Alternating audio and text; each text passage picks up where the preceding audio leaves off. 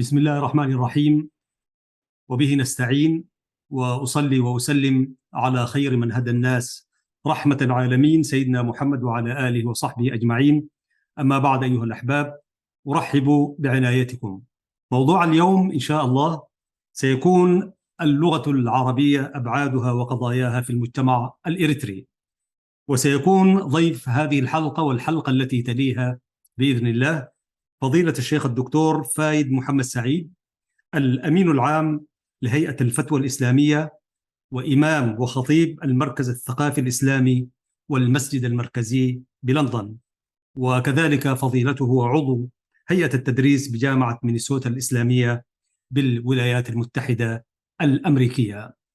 لحظات أيها المشاهدون الكرام ونبدأ محاور وحديث الدكتور فايد محمد سعيد في برنامج مع اللغة العربية في قناة سلام الإعلامية.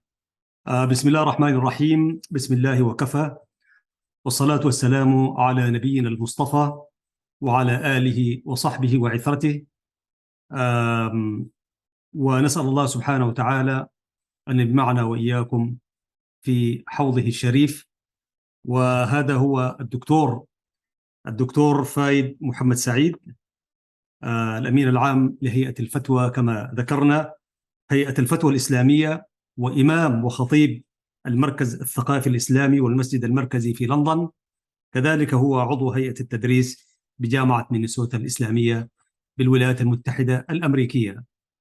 مرحبا بك دكتور في برنامج مع اللغة العربية في قناة سلام. سنقرأ سيرتك العطرة، ولكن أولا أحمد الله سبحانه وتعالى أن جمعني معك وجمعنا وإياك والمشاهدين الكرام. فإن شاء الله تحية للمشاهد الكريم، وأهلا ومرحبا بك فضيلة الدكتور فايد محمد سعيد. أكرمكم الله.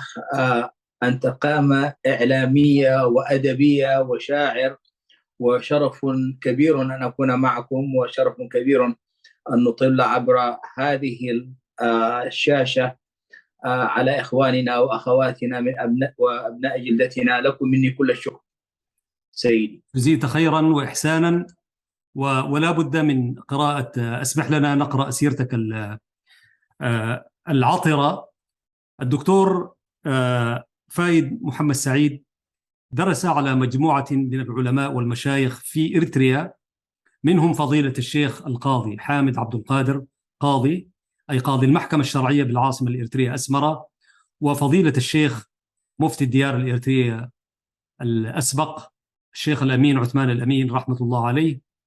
وأما في المدينة المنورة مدينة المصطفى درس على مجموعة من العلماء والمشايخ، منهم فضيلة الشيخ عطية محمد سالم وفضيلة الشيخ محمد بن عوض السهلي وغيرهم.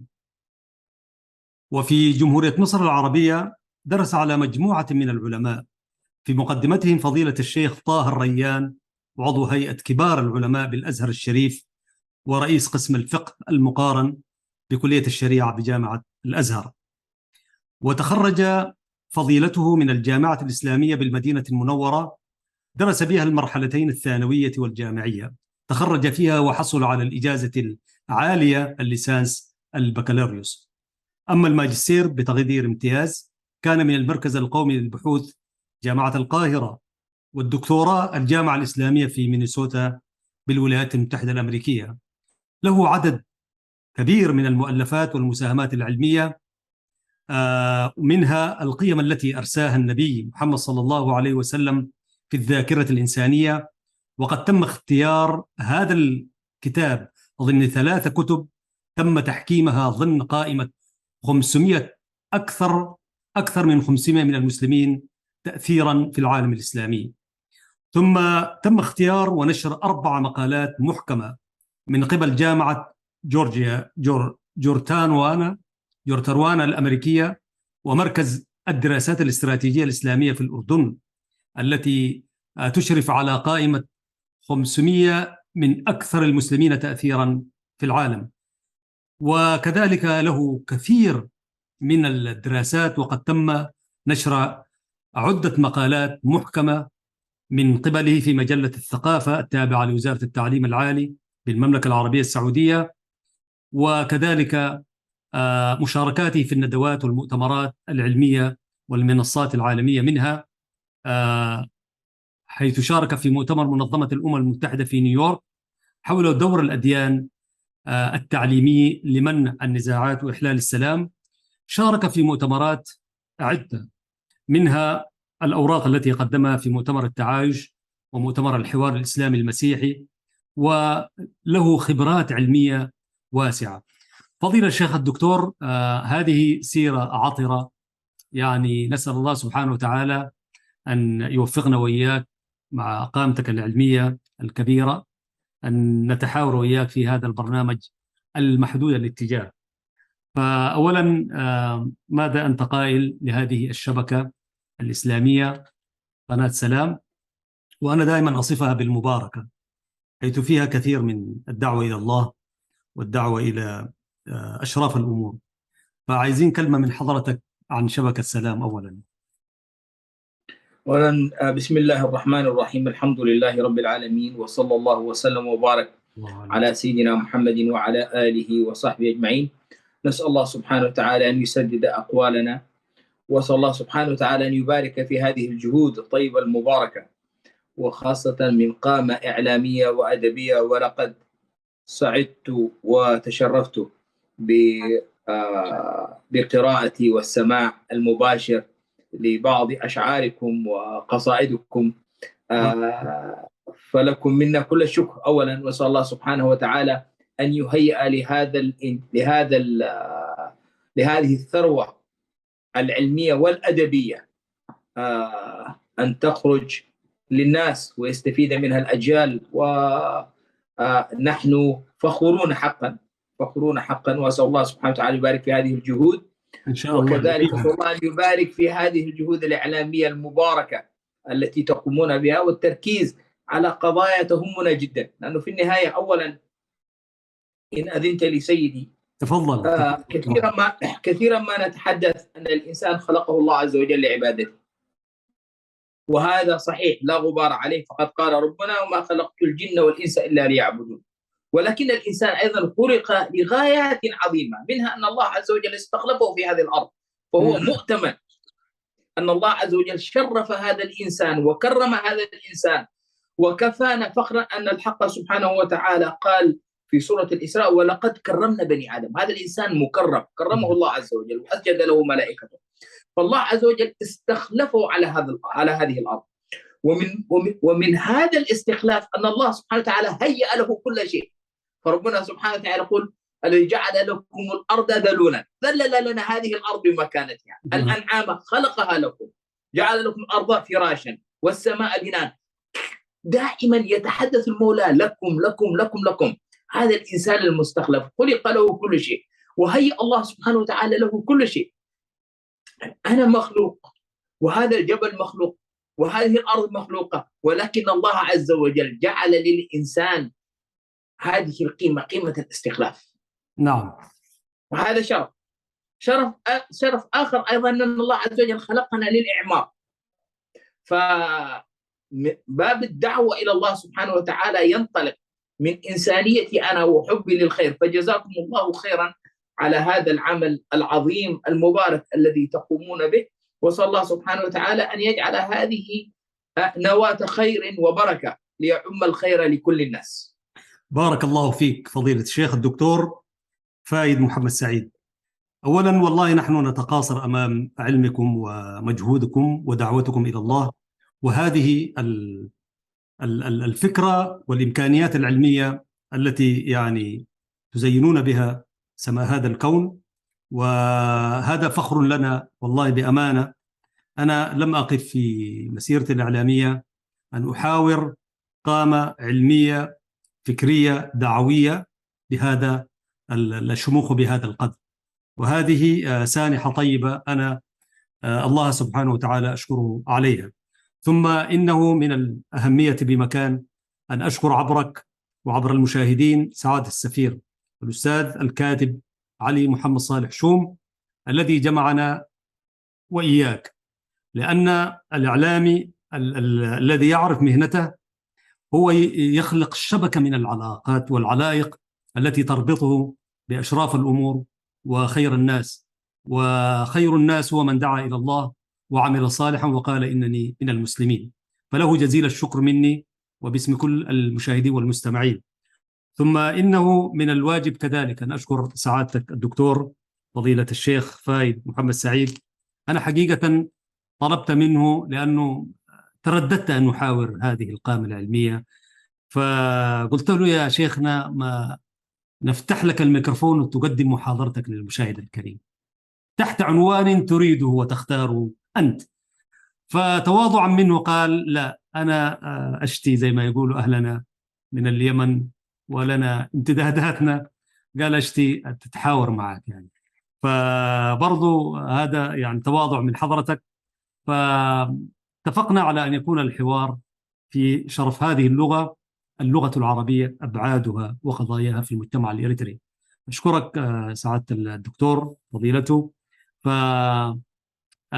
كده أولا تحدثنا عن أهمية وجود مثل هذا البرنامج ضمن المنظومة البرامجية الموجودة في الخارطة الإريترية بشكل عام داخلي وخارجي. فأن نخصص عبر شبكة سلام المباركة هذه القناة أن تخصص برنامج للغة العربية، وليس برنامجا واحدا دكتور، إنما برنامجين مع اللغة العربية، وفي برنامج اسمه في شرف العربية، في شرف اللغة العربية يقدمه الدكتور حامد رضا وله التحية مني. فعايزين كلمة أن تفرد هذه المساحة، القناة هذه المساحة في شأن اللغة العربية بحد ذاتها. كيف تراه دكتور؟ أولا زادك الله تواضعا. آمين. فكما قال الشافعي رحمه الله، قال عندما لامه الناس في زيارته لأحمد، الإمام أحمد رحمه الله، قال تقولون يزورك أحمد وتزوره، فإن زارني فبفضله، وإن زرته فلفضله، فالفضل في كلا الحالين له، فلكم الاحترام والتقدير سيدي. أما فيما يخص إفراد هذه المساحة، لو أفردنا مساحات الدنيا كلها لأهمية هذه اللغة والله لما أعطيناها حقها. كفى أن المولى سبحانه وتعالى اختارها وسيلة لإيصال أعظم وأجل وأفضل رسالة على الإطلاق، وهي رسالة القرآن الكريم. هذه اللغة التي استوعبت كلام ربي سبحانه وتعالى، هذه اللغة التي اختارها المولى سبحانه وتعالى لتكون لغة الخطاب الإلهي لهذا الإنسان، لأن هذا القرآن لم يأتنا نحن المسلمين فحسب، بل جاء إلى كل البشرية، للناس وللجن وللإنس. فهذه اللغة المساحة التي أفردت لها، أولا أشكركم على هذه المبادرة الطيبة والأساسية والمهمة، لأن ارتباط المسلمين باللغة العربية وارتباط الإريتريين بالذات بهذه اللغة ارتباط عجيب وغريب. أنا غالبا ما أقول حتى لكثير من الناس، يعني حتى لنفسي، كثير من الجمهوريات الإسلامية في العالم، الباكستان جمهورية إسلامية، حتى اسمها جمهورية باكستان إسلامية، ولكن ارتباطهم باللغة العربية ليس كارتباط الإريتريين. نحن ارتباطنا ارتباط وجداني، ارتباط أساسي. هذا الارتباط نحن حتى في قرانا وفي مزارعنا، الإنسان الإريتري ارتأى واختار هذه اللغة، لم تفرض علينا فرضا إنما اخترناها. حتى صاحب الدكان الصغير يكتب قراطيس السكر وقراطيس البن باللغة العربية. محاكمنا كلها باللغة العربية. عندما الله عز وجل أراد المولى سبحانه وتعالى وانتشرنا في أقطار الأرض، رأينا الآن حتى في المراكز الإسلامية في حيث نعيش، يعني كل المجتمعات تكتب عقد القران بلغتها، باللغات المحلية، بالأردو، بالفارسي، بغيرها، إلا الإريتري. الفخر الموجود باللغة العربية، الارتباط الوثيق الموجود باللغة العربية، هذا ارتباط وجداني. ومن قدر الله سبحانه وتعالى أن لغتنا أصلا هي لغاتنا هي أثر من هذه اللغة، وارتباطها ارتباط وثيق. لا أنسى سيدي إن أذنت لي تفضل. أن وفضيلة الدكتور حي يرزق، أستاذ الدكتور محمد يعقوب التركستاني حفظه الله، كان رئيس المجلس العلمي في الجامعة الإسلامية في المدينة المنورة. فكان أستاذ فقه اللغة وأستاذ علم اللغة، وكان له اهتمام باللغات السامية.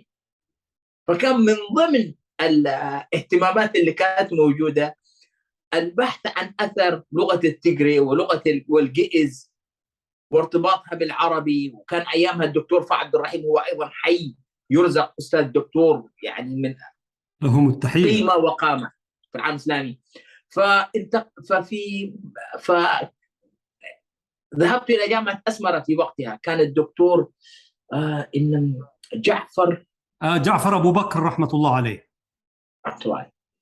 فقال لي هذه اللغة أستاذ علم الاقتصاد جعفر في جامعة أسمرة عليه نعم.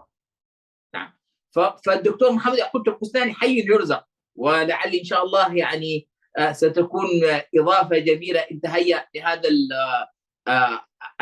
أن يرتبط هذه القناة المباركة. والله نتشرف به إن شاء الله دكتور، عالم عظيم إن شاء الله تجمعنا به دكتور بإذن الله. فالحاصل سيدي عندما ذهبت إلى جامعة أسمرة ذهلوا من أن الذي يكتب لهم عالم سعودي، ثقافة سعودية، درس أيضا دراسات له في الغرب وكذا، واهتمامه بهذه اللغة. فقلت لهم هذا ارتباطها من باب ارتباطها باللغة العربية. سبحان الله. نعم. حتى الدكتور فهد عبد الرحيم كان يتحدث عن قل يعني هذه اللغات كأنها عربية لكنها عربية ملتوية هكذا. نعم. فارتباطنا ارتباط وثيق، ارتباط وجداني، ارتباط ثقافي، ارتباط حضاري. وهذه اللغة سبحان الله لغة تستحق الخدمة. الحق سبحانه وتعالى عندما يردد بلسان عربي مبين، لأنها لغة الإبانة. ولا يخفي على شريف علمكم سيدي وأنتم شاعر وأديب، بارك الله فيك، الظواهر الموجودة في هذه اللغة إما غير موجودة في اللغات الأخرى أو اللغات الأخرى لا يمكن أن تقارنها. ظاهرة التضاد في اللغة العربية، ظاهرة المترادفات، الترادف يعني الكلمة المعنى الواحد تعبر عنه ب60 أو 70 أو في بعض الأحيان أكثر من 100 من 200 كلمة. نعم، في علم الاشتقاق. نعم. حتى قال أحد العلماء قال أنه كان عنده إشكالية في نطق حرف الراء، ولم يعرف طلابه إلا عندما أشرف على الموت فقال لهم إنه كان يستخدم المترادفات. هذه اللغة العظيمة التي حتى نحن لدينا سجل حتى في التطور اللغوي، تطور دلالات هذه المعنى. سبحان الله. إن أذنت لي سيدي، يعني إذا ما رأينا كلمة الأدب كلمة عابرة، لكن في الجاهلية معناها كان الدعوة إلى الطعام، زي ما سمي العزومة دلوقتي. حتى قال قائلهم نحن في المشتات ندعو الجفلا لا ترى الآدب فينا ينتقم. نعم. هذا كان معناها في الجاهلية، ثم توسع معناها في الإسلام لتشمل مكارم الأخلاق، ثم توسع معناها فيما بعد لتشمل يعني حتى قال ابن خلدون رحمه الله في تعريفه الأديب قال من أخذ من كل فن بطرف واهتم بأيام العرب وتاريخها وكذا. فالدلالات هذه اللغة، ثم إنه سبحان الله ما أحدثه القرآن الكريم من انقلاب لهذه اللغة وتخليد معانيها. حتى القرآن اختطفها اختطافا فأصبحت تلك المعاني ودلالاتها تغيرت. كلمة التقوى، الحلال، الحرام، الواجب، المندوب، الفرض، كل هذه الكلمات كانت تستخدمها العرب، ولكن القرآن هيمن سبحان الله، هذا الكتاب المهيمن هيمن على هذه اللغة. فهذه اللغة خدمتها شرف ليس لنا فحسب بل حتى للإنسانية. يعني حتى يوهان بيك المستشرق الألماني عندما يتحدث عن هذه اللغة وله كتاب جميل اسمه العربية، مستشرق ألماني يتحدث عن هذه اللغة وأنها ستبقى إلى الأبد لعظمة هذا القرآن. والحق سبحانه وتعالى الذي قال إنا نحن نزلنا الذكر وإنا له لحافظون تعهد بحفظ القرآن، ومن هذا التعهد أيضا بحفظ لغة القرآن. نعم. فأنا لا أخشى عليها ولا أخاف عليها. وكثيرا ما أرى الذين يسلمون في هذه البلاد ثم يبدأون يتعلمون هذه اللغة، وحتى سيدي من يظن أن هذه اللغة صعبة، أنا يصعب علي أن أقول هذا الكلام، لأن هذا يخالف ما نزل في القرآن. إنا نحن، الله عز وجل يقول لقد يسرنا القرآن للذكر فهل من مدكر. نعم. إذا كان الله عز وجل يسر هذه اللغة، هذا القرآن، فإذا لغة القرآن أيضا يسيرة. ولهذا هب لي يعني أي لغة في التاريخ. أول كتاب عندنا في النحو لسيبويه لم يكن عربية. نعم. يعني كتب الحديث التي خدمت من غير العرب، لأن أصبحت لغة دين، لغة الخطاب الرباني، لغة التعبد، وأصبحت لغة العلم وتستوعب كل هذه المعاني.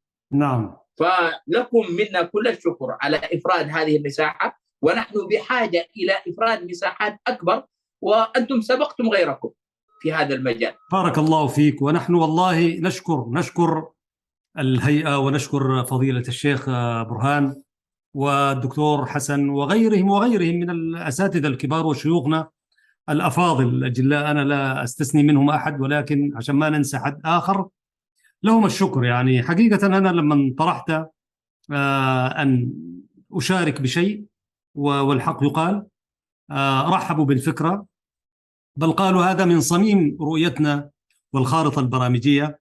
وأنا والله سبحان الله يعني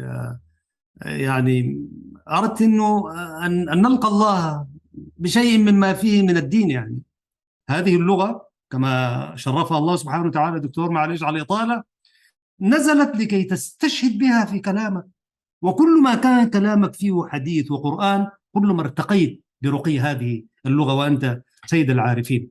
لذلك أنا الله سبحانه وتعالى أشكره إنه هيأ لي من أمري في هذه، عشان ما نلقاه بشيء مما هو مفروض علينا ونؤمن به فكرا وعقيدة ورؤى وشرعة ومنهاجا يعني.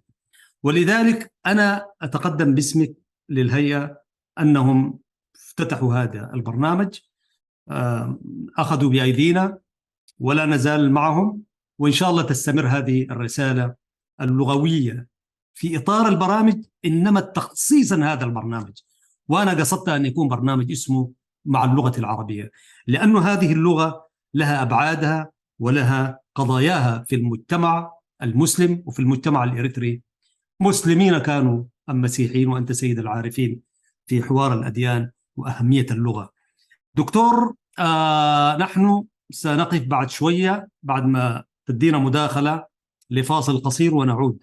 فلو حبينا نخط عناوين لأبعاد هذه اللغة في المجتمع الإريتري، ما هي العناوين التي تتراءى لك دكتور؟ أبعاد يعني كده نخليك عشان ما نحصرك في أفكار، وأنت أستاذنا وفضيلتنا. دكتور تفضل. أولا، الأمر الأهم بالنسبة لنا جميعا أنها لغة القرآن، الله أكبر، لغة الخطاب الرباني. الله نزل أحسن الحديث كتابا متشابها مثاني تقشعر منه جلود الذين يحذرون ثم تلين جلودهم وقلوبهم إلى ذكر الله. نعم. هذه بالنسبة لنا هي لغة القرآن الكريم، اللغة التي اختارها ربي سبحانه وتعالى. وهذا القرآن ورسالة المولى سبحانه وتعالى لنا كبشر. أفلا يتدبرون القرآن أم على قلوب أقفالها؟ كيف نلقى ربنا ونحن لم نفهم كلامه؟ وقد أخبرنا ربنا سبحانه وتعالى وحذرنا إن قوم اتخذوا هذا القرآن مهجورا. وأي هجر أعظم من هجر لغة القرآن؟ يا سبحان الله، أي هجر أعظم للقرآن من هجر لغة القرآن؟ ونسأل الله سبحانه وتعالى أن يخفف عنا عندما نلقى ربنا سبحانه وتعالى إذا كان الشاكي هو رسول الله صلى الله عليه وسلم، إن قوم اتخذوا هذا القرآن مهجورا في يوم لا ينفع فيه مال ولا بنون والمشتكى إليه رب العزة سبحانه. هذه رسالة الله سبحانه وتعالى لنا. كيف نقابل ربي ولم نفهم رسالته؟ حتى قال رحم الله ابن القيم يقول أن هجر القرآن يكون على 5 أضرب. قال: من لم يقرأ القرآن فقد هجر القرآن. هذا واحد، مجرد القراءة. وأهلنا كانوا أهل اجتهاد. شيخنا الشيخ حامد وهو حي يرزق، نسأل الله سبحانه وتعالى أن يمن عليه بالشفاء آمين. والعافية ويعطيه القوة، حفظه الله. سبحان الله، كان ورده اليومي 5 أجزاء من القرآن. هذا ورد العادي. الله أكبر. ورد العادي، ورد العادي. ثم بعد العصر إلى المغرب يعلم القرآن للأطفال، وهو قاضي المحكمة الشرعية. سبحان الله. ثم سبحان الله في قيام الليل، هذا يعني في ارتباط أهلنا بالقرآن. إحنا كان ما يسمى عندنا بالحداد في بلداننا، يعني يضعون النار ثم يجتمعون عليها ويقرؤون القرآن طوال الليل. الناس يأتون إلى القرآن ويذهبون. فمجرد القراءة، فعدم القراءة، قراءة القرآن هجر للقرآن.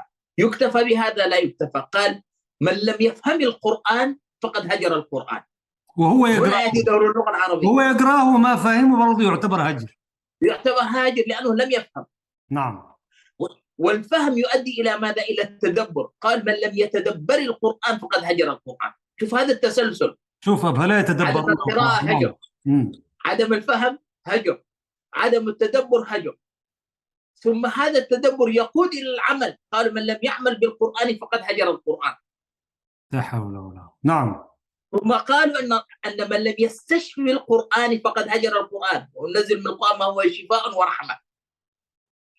فهي في الأساس الأول أنها لغة القرآن الكريم، هي لغة الدين، وهذه أساس لكل مؤمن. نحن سبحان الله في بلدنا، يعني سبحان الله، المذاهب المنتشرة في بلدنا إما المالكية أو الحنفية أو الشوافع. هذا كان ظاهر.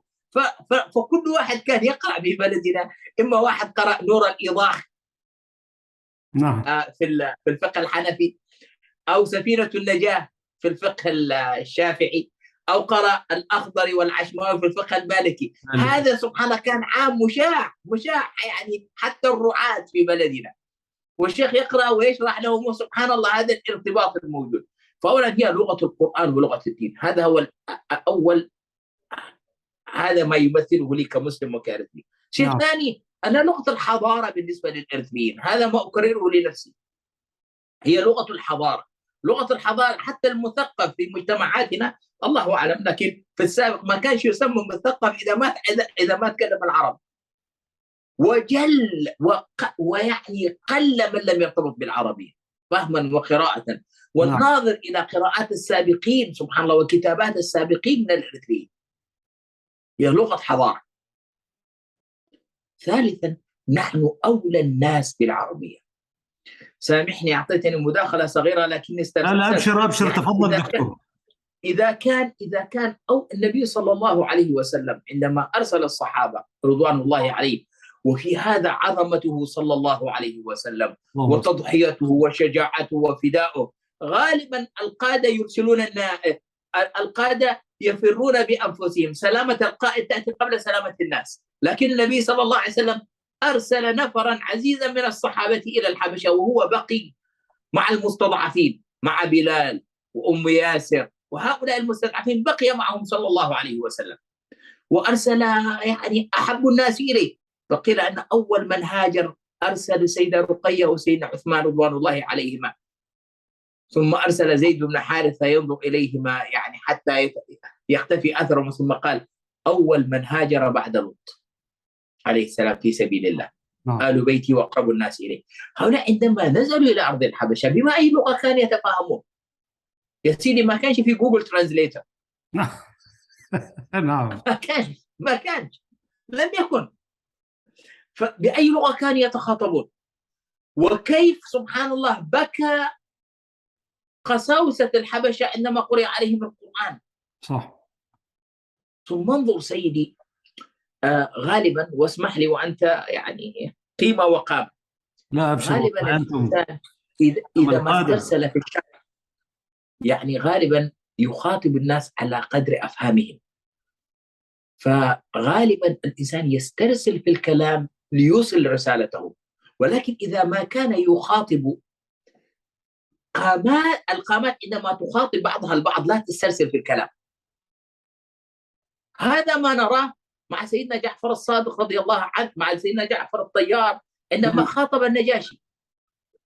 سيدي، مكالمة سيدنا جعفر، خطاب سيدنا جعفر للنجاشي كان 2.5 دقيقة بس، 150 ثانية. 150 ثانية، عدها، اقرأ الرسالة وحاول تكررها كإعلان. 150 ثانية تحدث فيها عن 5 محاور.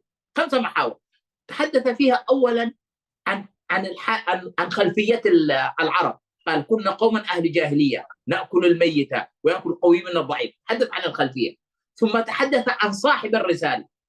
ثم أتانا رجل منا يعرفنا ونعرف صدقه وأمانته. ثم تحدث في محور آخر عن مضمون الرسالة، مدخل جميل. قال: فأمرنا بعبادة الله وحده وبصدق الحديث وبإحسان الجيران ونصرة المظلوم، وهكذا. ثم تحدث في المحور الرابع عن سبب الهجرة. قال: فاضطهدنا قومنا وآذونا. ثم تحدث في المحور الخامس عن سبب مجيئهم إليه، وقال: وأرسلنا رسول الله صلى الله عليه وسلم إليك، وقال لأنه لا يرم عندك أحد. 5 محاور تقريبا في 2.5 دقيقة، 150 ثانية، حتى تفهم هذه العبارات، حتى تفهم هذه اللغة. ما هو مستوى الفهم اللغوي الذي كان عند النجاشي حتى يستوعب هذا الكلام؟ فنحن أولى الناس بفهم هذه اللغة، أولى الناس بفهم هذه اللغة، ولهذا توارثناها. يعني سبحان الله، كل الكتابات والآثار الموجودة عندنا، يعني أصحاب الدكاكين، أصحاب المحلات، القضاة، المواريث، المأذون، كله كان يكتب باللغة العربية. هذا ما نعرفه. نعم.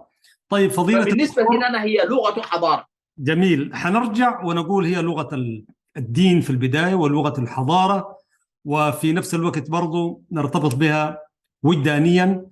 سنتوقف هنا قليلا استأذنك دكتور لنعود إلى هذه الأبعاد، لأنه برضو فيها أبعاد أخرى. ونستأذنكم أيها الإخوة المشاهدون أن تبقوا معنا لحظات، فاصل قصير كما يقال، ثم نعود إن شاء الله بحوله تعالى في هذا البرنامج من قناة سلام الإعلاميين.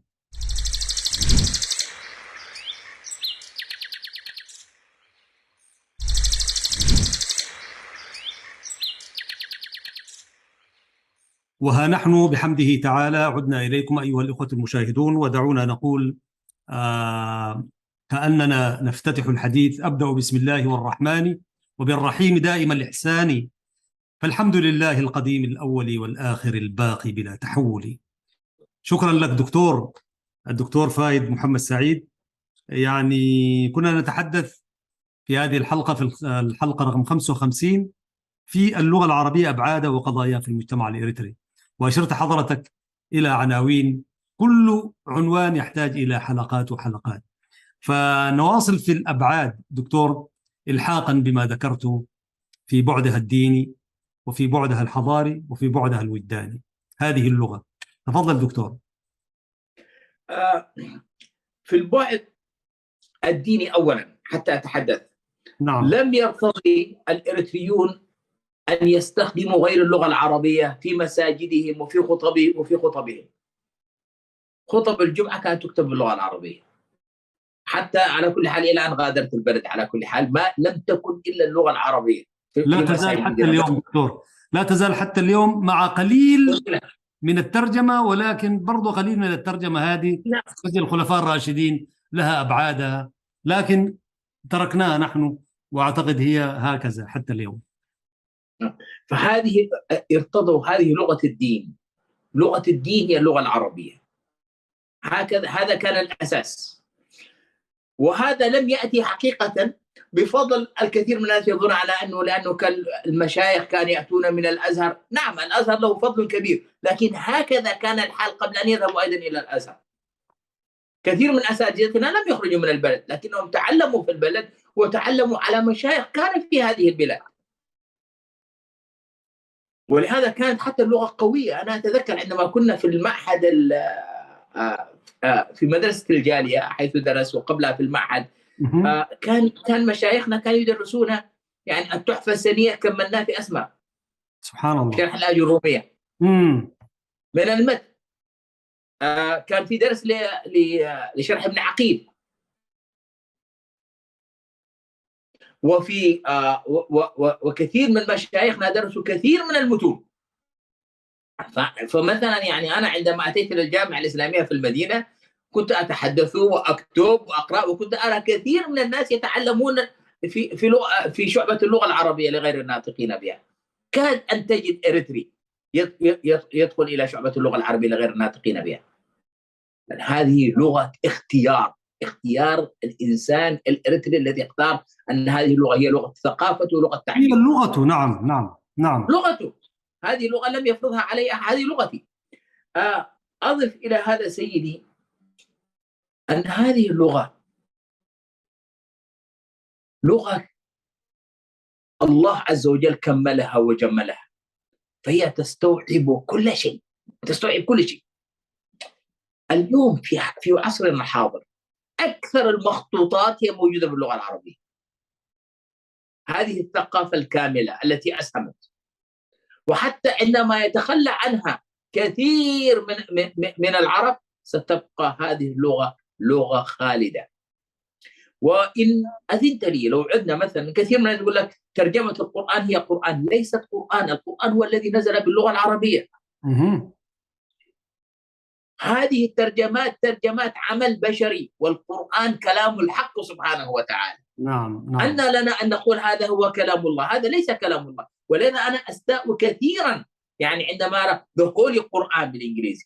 It's not the holy Quran، هذا ترجمة القرآن، translation of the Quran، معاني القرآن. نعم، معاني القرآن، ترجمة المعاني.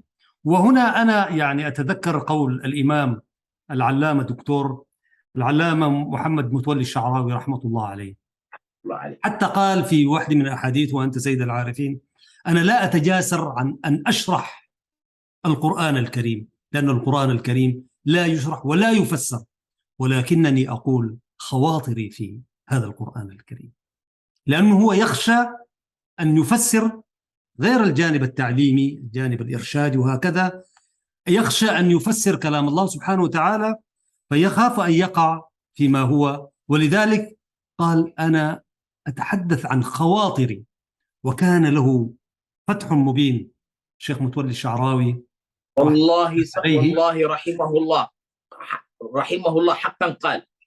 وهذا الذي سبقه إليه كذلك طاهر بن عاشور رحمه الله عندما كان يكتب الخواطر. لماذا سيدي؟ لأن هذا التسلسل، كل حرف في القرآن وضعه الله عز وجل في مكانه، لا يمكن استبدال كلمة بكلمة ولا حرف بحرف.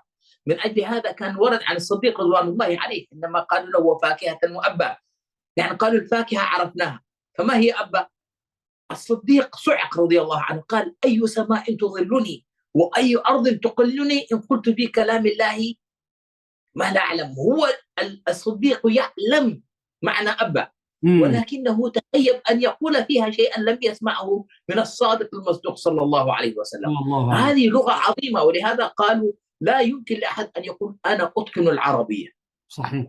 بل حتى بعض مشايخنا كان يقول: لا تقول أنا أجيد العربية، قل أتحدث العربية، أفهم العربية، لأن هذه اللغة لا يستوعبها اللغة العربية. نعم. وهي لغة وهنا الدكتور رحمة الله على البروفيسور عبد الله الطيب رحمة الله عليه، الرجل الفقيه العلامة الذي يعرف أيام العرب وأيام واللغة العربية، ومن أشهر دواوينه المرشد لفهم أشعار العرب وصناعتها يعني. فكان عندما سئل في يوم من الأيام أي لغات تجيد، تحدث عن الإنجليزية وغيرها، وقال: أتقن قليلا من العربية. وهو العالم النحرير، العالم الشاعر، يتحدث عن أيام العرب وأشعارهم وحكاويهم رحمة الله عليه كأنه عايشهم يعني. قال: يفهم قليلا من العربية. فهذا شرف هذه المكانة للغة. نعم، تفضل دكتور. هذا ديوان. ثم أن الله سبحانه وتعالى لو نظرنا إلى هذه اللغة سيدي، سبحان الله، قبل مجيء الإسلام أو قبل بعثة النبي صلى الله عليه وسلم، الله عز وجل هيأ كل شيء لهذه الرسالة، هيأ كل شيء. وهذا التهيئ لم يكن وليد اللحظة، بل منذ الأزل. إبراهيم عليه السلام كان يقول: ربنا ابعث فيهم رسولا منهم. عيسى عليه السلام يقول ومبشرا بنبي بعد الذي اسمه يأتي أحمد. بعد اسمه أحمد. نعم. سبحان الله، النبي صلى الله عليه وسلم ربنا جعل هذه المقدمات. قبل عام الفيل العرب أيضا كانت لهم لهجاتهم الخاصة بهم، لهجاتهم الخاصة بهم، حتى يعني عندما نقول حتى القواعد التي أخذت من العربية، المثنى يرفع بالألف وينصب ويجر بالياء، كان من العرب من يرفع وينصب ويجر بالألف في المثنى نفسه، كان هذه لغتهم. ولكن الله عز وجل هيأ هذه الأسواق، سوق عكاظ وذي المجن وكذا، حتى تنشأ هذه اللغة العربية المشتركة. فتنازلت العرب عن بعض لهجاتها لتختار لغة قريش، لتخرج هذه اللغة لغة التي العرب. أصبحت فيما بعد لغة المعلقات.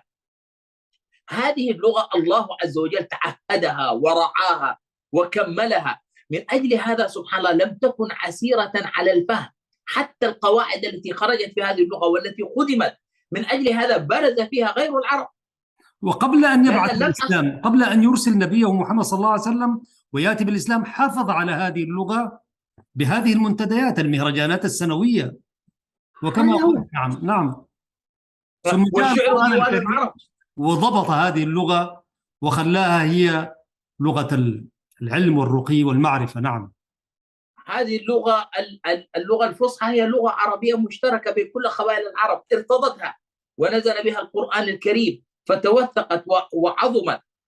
حتى فيما بعد سيدي أصبحت عندنا الآن حتى في اللغة العربية لغة الفقهاء غير لغة أهل السير، غير لغة المحدثين، غير لغة المفسرين، غير لغة الأصوليين. هذه الدقة الموجودة هذه اللغة استوعبت هذه المعاني، استوعبت هذه المعاني، هذه اللغة العظيمة. نحن بالنسبة لنا هذه لغة ديننا، التمسك بها هي بالنسبة لنا هي تمسك بالإسلام. طيب دكتور، لو سمحت لي، في بعض من المسلمين عندنا في إريتريا، ولأنهم عانوا من سياسة ما من هذا المستعمر الموجود اليوم المحتل أنا بقول عليه، فلأنه فرض عليهم لغة ما وثقافة ما، واللغة ليست هي مسألة زي ما قال الشاعر: الحي حي من حياة لسانه، فإذا أبيد من اللسان أبيد، يعني كما قال شيخ الشعراء الطيب السراج رحمة الله عليه. فوحدين هروبا أو يعني رد فعل مما مورس عليهم ومن قبل المستعمر الأول كمان الأمهرية وغيره، فيتمسكون بلهجاتهم دكتور، ويحاولوا يقارنوا اللغة العربية، مع احترامي الشديد لكل اللغات الثانية واللهجات، خلينا نقول كمان بكل ثقة، يحاول يربطوا اللهجة باللغة العربية. ونحن ما شاء الله ربنا ادانا 9 قوميات يعني، أو 9 قبائل، ولكل قبيلة لهجتها. فهم مسلمين يبعدوا هذا البعد الديني الحنيف، التمسك بهذه اللغة. وإنما العربية لسان كما تعلم دكتور، ليس العربية لأحدكم لا لأب ولا لأم، إنما العربية لسان، كل من تحدث العربية فهو عربي. ولذلك إذا كنت من أي قومية أنت مسلم تحدثت العربية فأنت عربي. فماذا أنت قائل دكتور لمن يحاول يقول لك عشان ما تضيع لغتي ديك اللهجة يعني، فيستهون الاهتمام بهذه اللغة، فيقع بين فكوك وليس بين فكين، لا أصبح من هنا ولا هناك. فدارين رسالة لهؤلاء دكتور. سيدي، أولا سبحان الله يعني الصدر الرحب جميل أن نتقبل كل الآراء، ولكني أقول أن هذه حجة باطلة لسبب وجيه. لغة الأم التي ورثناها وتوارثناها، الذين ورثونا هذه اللغات هم كانوا أحرص على هذه اللغة منا. أي اللغة العربية؟ لا، نفس لغة الأم، الذين ورثونا لغة الأم كانوا أحرص على لغة الأم منا نحن. جميل. لأن أنا أريد أن أتشدق وأتزين. شوف، التمثيل غير الواقع. أنا وأنت الآن نحاور بعضنا بعضا سيدي الكريم، بارك الله فيك، جزيت خيرا. إذا ما شاء الله عز وجل بالنسبة لي وبالنسبة لك لا تكلف فيها. ورضوان الله على سيدنا عمر عندما قيل له عندما قال أشعر الشعراء، قال زهير بن أبي سلمان. قيل له لماذا؟ قال كان لا يعاضل، قال كان لا يتكلف الكلام، لا يعاضل بالكلام ولا يمدح الرجل بما ليس فيه. ليس فيه. فنحن الآن بالنسبة لنا لا تكلف بيننا، ولكن هب أن إنسانا لو أراد أن يمثل دورك ويمثل دوري، سيبحث عن تاريخي وتاريخك وطريقة حديثي طريقة حديثك. فالذي يتحدث الآن عن يريد أن يخبرنا عن لغة الأم أو أهميتها هو متكلف، بينما الذي أورثنا إياها لم يكن متكلفا، هذه كانت لغته، ولكنه ارتضى أن اللغة الأساسية بالنسبة له هي اللغة العربية. وما ورثونا إياها دكتور، ما دفعونا إليها دفعا، ما قالوا لنا إياكم عضوا عليها بالنواجز. أنا على سبيل المثال والدتي رحمة الله عليها لم تكن متعلمة دكتور بصراحة، لكن والله والحق يقال ولها الرحمة والمغفرة، ونحن من مواليد أسمرة دكتور، فكانت تقول لنا ونحن في أسمرة. وكذلك محدثك سيد بارك الله فيك يقول لنا نعم نحن ما قلبنا سيرتك الذاتية إلا الجانب العلمي والفكري فيها دكتور، لكن سنأتي إليك وإياه. فكانت تقول الوالدة رحمة الله عليها ونحن في أسمرة في جازبرهانو اتكلموا عربي لأنه النبي عربي بس كده، وهي إنسانة ناطقة بالتجرينية، فتقليتنا تكلموا عربي لأنه وبدت معانا اللغة العربية من البيت إلى أن بعدين وهكذا. هذا ما نشأنا عليه سيدي، فهم ورثونا هذه اللغة عليه. نعم هذا ما نشأنا. وأنا ما أنسى سيدي سبحان الله، يعني بالنسبة لنا المثقف عندنا هو من الحدث العربي. شوف نعم هذا المثقف، هذا في أريتريا ما نعرفه المثقف والذي يتحدث العربي، لا يتحدث العربية لم يكن يعتبر مثقفا إطلاقا. ولهذا سبحان الله انتشار يا سيدي، الانتشار. نحن كان يعني مثلا نحن كنا نعتبر يعني جيل الإقفاط، التصحير الثقافي في وقتنا، ولكن كانت تجينا بعض المجلات، كانت مكتبة اللي بيتباع حمدون نعم جنب البريد، جنب البريد. وسبحان الله ودار الإفتاء وكتاباتها هذه مدرسة. كتب على الشيخ حامد كان قاضي. نعم كان شيخنا الشيخ حامد قاضي في المحكمة الشرعية في أسمرة. هذا الرجل لم يخرج من إريتريا قط، ولما راح بعدين للعمرة وللحج تعلم في إريتريا. هو الذي درسني الآجرومية. نعم ما شاء الله. هو كان كتاباته كل شيء، كل الكتابات في المحكمة الشرعية كانت باللغة العربية. نعم. تعرف يا دكتور تعرف يعني لما نرجع لجرايد زمان في الأربعينيات والخمسينيات من القرن الماضي، ونرجع طبعا كانت ما أكثرها اللغة العربية، دليلا على أنه إذا أنت داير تعرف مجتمع لغته أنظر إلى إعلامه، دي من ناحية إعلامية. فلما أنت تشوف جرائده ووسائله بتاع، فكانت اللغة العربية سائدة حقيقة مقابل التجرينيا.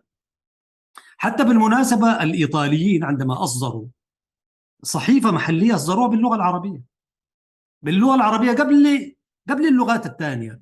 فلما ننظر إلى أدب تلك المرحلة، يعني المرثية التي كتبت على الشهيد شيخ الشهداء عبد القادر كبيرة رحمة الله عليه، القصيدة التي كتبها باطوق، والقصيدة التي كتبها سرور أحمد سرور أعتقد، قصائد رصينة وحضرتك اطلعت عليها مؤكد. والأدب الذي كان يكتب حتى كانت في مجلات متخصصة في الثقافة وفي الشعر وفي الأدب.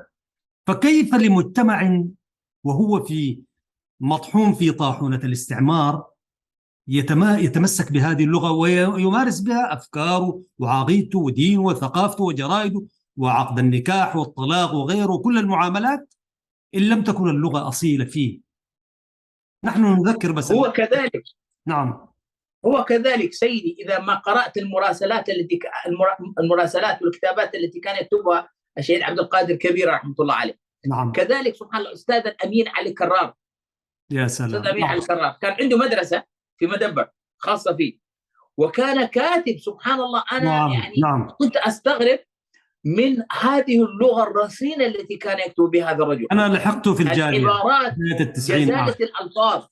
جزالة الألفاظ وزيادة الماء والرونق في أسلوبه في الحديث. أنا عنده يعني سبحان حتى الله الشيخ المختار يا دكتور، الشيخ المختار هذا الإمام إبراهيم المختار لغة فقيه وعالم، رجل والشعر يعني. المنتشر، الشعر اللي نعم. كان موجود في بلدنا. أنا يا سيدي حضرت مساجلة شعرية في مدينة أفعبد سنة 86 عام 86. الاستعمار. 86 سبحان الله، أنا كنت مستغرب من هذا الثراء، مساجلة ثراء لغوي بالشعر العربي. بالشعر العربي. سبحان بالشعر الله. العربي. يعني أنا سبحان الله الحين درست في الجالية، وكان أستاذ سرور أحمد سرور أيامنا كان مدير للمدرسة. الشاعر الكبير. سبحان نعم، الله. كان مدير للمدرسة. كان المفتي السابق شيخ الأمين كان نائبه. كان أستاذ الأمين علي كرار كان مدرس أنا لحقت في المدرسة. إبراهيم علي كرار يعني في نهاية أيامه. فسبحان الله هذه يعني اللغة المكتوب بها. حتى سبحان الله مجلس الأوقاف الإسلامي في أسمر التوثيق كله باللغة العربية. نعم. الاجتماعات ممكن يتكلموا بلغات أخرى، ممكن النقاش يكون بلغة تجرينجا في المجلس، لكن المحضر كله يكتب باللغة العربية. صدق. نعم. والقرارات تقدر تكتب باللغة العربية. وكانت التجرينجا نسخة مترجمة، إنما الأساس الكتابي كان باللغة العربية سيدي، لأنها كانت لغة التواصل بين المسلمين. نعم. يعني أنا دكتور بالله المسلم السهاوي، المسلم السهاوي، العفري، التجري، البليناوي، كل هذه التي تجمع بيننا هي اللغة العربية. أكيد. نعم. وهي لغة الدين في الأساس، وهو اختيار الآباء والأجداد. هذا اختيار متفق عليه، قد نختلف في أشياء لكن هذا محل اتفاق. نعم. وبالتالي للذين يتباكون أو ينادون بالتمسك باللغات يعني للقبائل وكذا، فنقول لهم شتان بين هذا وذاك. نعم، نحن كلنا نتحدث لغات ثانية أو لهجات ثانية، لكن من أين لنا بشرف هذه اللغة؟ يعني زي ما بيقول وسيدي ونفخر، العلماء. نحن نفخر. نعم. لغاتنا المحلية هذه نفخر بها، نعم. ونحبها ونرتبط بها ونترنم بالأشعار هذه. ولكن اختيارنا اللغة العربية لغة دين ولغة ثقافة ولغة حضارة، وقبل كل شيء لغة القرآن الكريم. وليس هنالك أفضل من القرآن أبدا. هو هذا أنا يعني إنها عندما سيدي الكريم، نحن الإنسان المسلم على أقل تقدير 17 مرة في اليوم يدعو بدعاء معين. 17 مرة على أقل تقدير يقول اهدنا الصراط المستقيم، لأن الهداية بيد الله، ولأن أعظم شيء أسأل ربي سبحانه وتعالى أن يهديني. والهداية لا يعني فقط الهداية في مسألة التعبد والديانة، بل الهداية في كل شيء، حتى أتخذ القرار السليم في حياتي. الهداية أن أكون في مكان ما أو لا أكون. ولهذا النبي صلى الله عليه وسلم قال الله عز وجل عنه في القرآن: وإنك لتهدي إلى صراط مستقيم. ومع هذا كان في سجوده يقول: اللهم اهدني لأحسن الأخلاق لا يهديني لأحسنها إلا أنت، واصرف عني سيئها لا يصرف عني سيئها إلا أنت. فهذه الهداية التي هي مبتغاي ومناي وحلمي وإرادتي، وربي سبحانه وتعالى الذي يعرف كل شيء كانه يقول لي: إن أردت أن تدعوني وتطلب مني اطلب مني أن أهديك، فقل اهدنا الصراط المستقيم. هذه الهداية الله عز وجل ربطها بهذا القرآن، فقال في سورة الإسراء: إن هذا القرآن يهدي للتي هي أقوم. فأنا يعني هذه اللغة هي لغة القرآن، والقرآن هو الهادي، والله عز وجل يسره لنا. حروف اللغة العربية بالنسبة للإنسان الإريتري كل الحروف سهلة. كم من الناس الواحد الإنجليزي لما يسلم مسكين يتعب عشان يتعلم حرف الحاء. نعم. والعين والخاء والغين. احنا كده ربي شكلنا تشكيل حتى نستوعب هذه اللغة. كثير من الناس لا يستوعبون، لا يستطيعون، حتى من العرب من لا يستطيعون نطق بعض الحروف. نحن كل عز وجل يسرها لنا. نعم. نعم. صدقت يا دكتور. أمامنا بضع دقائق إن شاء الله ونختم الجزء الأول من الحديث. وأنا أذكر هنا برضو واحد من علماء الأصوات وعلماء اللغة حتى وإن تبدى في جانب إبداعي فني. كان جالس مع واحد من الخواجات يعني، فقال له إن اللغة العربية هي لغة موسيقية. فذلك الخواجة وأنت سيد العارفين قال له لا لا، اللغة الإنجليزية هي لغة موسيقية. هو أخذ الموسيقى بمعناها الحرفي. قال له لا، أنا بقول لك إنه يعني مخارج الحروف بالنسبة للغة العربية هي مخارج موسيقية. قال له طيب أثبت لي هذا الكلام، ذلك الخواجة يعني. قال له طيب أنا حقول لك الحروف العربية وتنطقها طبعا بالكاد، هو حينطقها، لكن هو الخواجة برضه في علم الأصوات، هو عالم في علم الأصوات الصوتيات يعني، فيلقنه الحروف بأسمائها وليس بمسمياتها بمعانيها يعني. ويقع كثير من الناس يقولون ألف باء تاء ساء زي ما أنت عارف يعني، فيقول له ألف باء تاء ثاء، وقال له ركز قاعد تخرج هذه الحروف منين. فلحد ما هنا طبعا خلاص قرب يقع.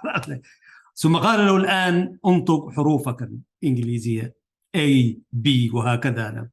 قال له ماذا لاحظت؟ قال له أنا لاحظت حاجة واحدة. قال له في اللغة العربية يكاد كل حرف يخرج من مخرج معين، وليس كما تخرج الحروف الإنجليزية. قال له أنا ماشي قال له ألم لا أقول لك إن لغتنا هي لغة موسيقية فيها أنغام. قال له فعلا كل حرف هناك من حروف الحلقية وغيره وغيره. هذه اللغة العربية يعني زي ما قال حافظ: وسعت كتاب الله لفظا وغاية، وما ضقت عن آي به وعظاتي، فكيف أضيق اليوم عن وصف آلة وتنسيق أسماء لمخترعات. هذه اللغة مكانتها أنت حضرتك عارفة لأنك أنت متعدد اللغات. وفضيلة الشيخ بالمناسبة له محاضرات باللغة الإنجليزية، وفي مؤتمرات ومحاضرات علمية عالمية يعني. وشوفوا التشبث بهذه اللغة، ولا يخيب من تشبث وتمسك بهذه اللغة، لأنه إن في هذه اللغة أسرار لا يعلمها إلا الله، وكل من تمسك بهذه اللغة ارتقى وارتفع. في خواتيم هذا اللقاء دكتور، أدينا برضو يعني كيف نعبر عن تمسكنا بهذه اللغة. طبعا عندنا محور آخر، قضايانا في هذه اللغة ما جيناها، تحدثنا عن أبعادها في شكل من الأشكال. فحبنا لهذه اللغة كيف نعبر عنه عمليا دكتور؟ أولا دعني أقول أن هذا كان حوار شيق ومهم جدا وأساسي لنا. لكن التعبير عن هذه اللغة، أول التعبير الوجداني النفسي، الارتباط الموجود بهذه اللغة. ووالله يعني من آثر الحديث بهذه اللغة أو تعلمها إنما سبحان الله يتقرب إلى الله عز وجل بهذا العمل. فأنا أقول أول تعبير للمحبة هو التعلم، شيء أساسي جدا. أنا أقول لكل أجيالنا، لكل أبنائنا، لكل إخواننا وأخواتنا الموجودين في الغرب، لا بديل عن تعلم اللغة العربية. وإذا ما تعلمنا اللغة والله سنحبها، وكما قيل من ذاق عرف. نعيدها سيرتها الأولى. نعم نعم. وسبحان الله سيدي، يعني النبي صلى الله عليه وسلم عندما قال إن من الشعر لحكمة، لماذا ربط الحكمة بالشعر؟ لأن الحكمة قد يكون في غير الشعر، لكن والشعر ليس كله حكمة. لكن إذا ما قيلت الحكمة في قالب شعري تبقى في ذهن الإنسان أبدا، وتأثيرها يكون أقوى. نعم. وهذه لغة مغناة، لغة شعر، لغة وجدان. حتى يقال أنها لغة مغناة. حتى مجرد الكلام الشعري يطرب الإنسان، الاستماع إليه محبب إلى القلب. فنحن أولا يجب أن نتحدث بها، أن نتعامل بها كما تعامل بها الآباء والأجداد.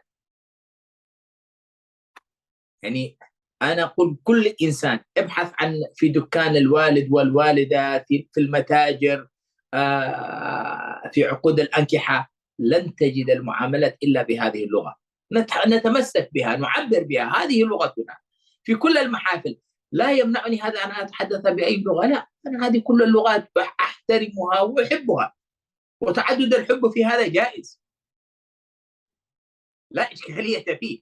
نعم. لكن هذه لغة ديني ولغة ثقافتي ولغة حضارتي، وأنا كإريتري هي لغتي، أنا لم أستوردها من أحد ولم تفرض عليها من أحد، هذه لغتي، اللغة العربية هي لغتي، ويجب أن نعبر عن هذا المعنى ونتحدث عن هذا المعنى، وأن أيضا سبحان الله نفتح نفتخر بها بيوتنا، كمان يا دكتور، هي نفتخر تفخر. بها. نعم، نحن نعم، نتشرف بها، مش هي تتشرف بنا. نحن نفتخر انه نتحدث هذه اللغه ونفهمها، هي لغتنا يعني. فالاعتزاز حقا. والافتخار بانك انت تعرف هذه اللغه وتعبر بها عن وجدانك ولغه دينك، وليس بعد الدين. ان الدين عند الله الاسلام، وليس اسمى مما هو في الدين. نحن لو طلعنا الدين ده والعياذ بالله ما خلاص يعني بقينا شنو يعني. ولما نخرج الدين حنخرج معاه كل القيم التي جاء بها هذا الدين. الدين هو الحياة سيدي. الدين هو الحياة، نعم. ولذلك الله. أنا أشكر معاليك الدكتور سعيد، الدكتور فايد محمد سعيد، الأمين العام لهيئة الفتوى الإسلامية، وإمام وخطيب المركز الثقافي الإسلامي والمسجد المركزي في لندن، وعضو هيئة التدريس بجامعة مينيسوتا الإسلامية بالولايات المتحدة الأمريكية. والله أنا سعدت بلقائك وبحديثك الطيب، وأنا أشعر دائما بنشوة ولذة فنية لغوية أدبية عندما أتحدث باللغة العربية. ليس لأني أنا شاعر، أنا أجيد كذا لغة، لكن هذه اللغة والله هي لغة السمو والاعتزاز. أنا ما شفت واحد يتكلم اللغة العربية منكسر كده. أنت لا تنكسر بهذه اللغة، ترفع قدرك، لأنه الله سبحانه وتعالى رفع هذه الأمة بهذا القرآن. وكما قيل يعني في المعاهد، نحن درسنا ما كملناه زيكم فضيلة الشيخ، لكن في معهد غرداد من النشيد الذي أذكره حتى اليوم من السبعينيات: إلى الأمام، إلى الأمام يا جنود القرآن، القرآن القرآن منهج للإيمان، علم الإنسان، هذب الإنسان، خلق القرآن، ذلك القرآن، نحن جنود القرآن في زمان ومكان. هذه كانت لغة يعني لا يمكن أن يقول واحد وطفل عمره 7-8 سنين ينشد للأمام للأمام يا جنود القرآن، والمدينة كلها تستمع وهلم إلى المعهد، إلى الدين، إلى الدين والعلم والسؤدد كما تعلم، وكل المعاهد. وكان العلماء والشعراء يكتبون هذه القصائد. كما حدثني أحد كان شاعر مجيد في مدينة كرن، كان يكتب القصائد كلها للمعاهد وغير هذا هلم إلى المعهد، لأنه هو من النشيد في معهد دمان العلم العالي كما تعلم فضيلة الشيخ. أنا سعدت بلقائك، وأختم لنا بدعاء يعني الله سبحانه وتعالى أن يسخرنا لخدمة هذه اللغة، لأن نرتقي بها ونكون من أولئك القرآنيين. فتفضل بالدعوات المباركات إن شاء الله. أولا جزاكم الله خيرا وبارك الله فيكم، وأسأل الله تعالى بأسمائه الحسنى وصفاته العلى أن يجعلنا من أهل القرآن، اللهم آمين. ونسأله سبحانه وتعالى أن ينفعنا بما علمنا ويعلمنا ما ينفعنا، ونسأله سبحانه وتعالى زيادة في الدين وبركة في العمر وصحة في الجسد، ونسأله سبحانه وتعالى أن يجعلنا في حفظه وعياده وحرزه وأمانه. ونسأل الله سبحانه وتعالى كما جمعنا على هذا اللقاء، نسأله سبحانه وتعالى أن يجمعنا مع الحبيب الأعظم صلى الله عليه وسلم في الفردوس الأعلى، ويسقنا بيده الشريفة شربة هنيئة مريئة لا نظمأ بعدها. ونسأله سبحانه ألا يحرمنا لذة النظر إلى وجهه الكريم يوم لا ينفع مال ولا بنون إلا من أتى الله بقلب سليم. وأسأله سبحانه وتعالى أن يجمعنا في بلادنا ومع أهلنا ومع أحبابنا، إنه على ذلك قدير. سبحان ربك رب العزة عما يصفون وسلام على المرسلين والحمد لله رب العالمين. وبارك الله فيك، وبارك الله فيكم مشاهدينا الكرام على حسن المشاهدة والمتابعة. ألتقيكم بإذنه تعالى في الحلقة المقبلة مع فضيلة الشيخ الدكتور فايد محمد سعيد، ولكم مني أحمد شريف عاطر الشكر وجزيل الأمنيات. شكرا لمخرجينا ومهندسينا في الإخراج الذين يخرجون هذا البرنامج بالثوب الذي يليق به، وإياكم أيها المستمعون والمشاهدون. اللهم لا علم لنا إلا ما علمتنا إنك أنت العليم الحكيم. هذا وبالله التوفيق، والسلام عليكم ورحمة الله وبركاته.